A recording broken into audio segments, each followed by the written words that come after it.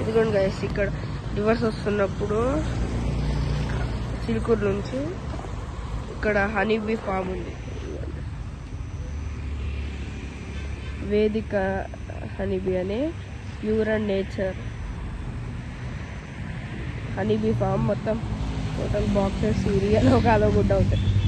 ఎందుకంటే అప్పుడు ఒక ఇన్సిడెంట్ జరిగింది, అది పెడతా చూడండి కోసం.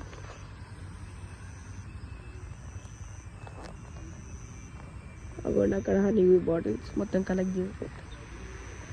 ఓకే గాయస్, ఇవి ఇందాకే అక్కడ అడిగాను, ఇవి డెమో అంట.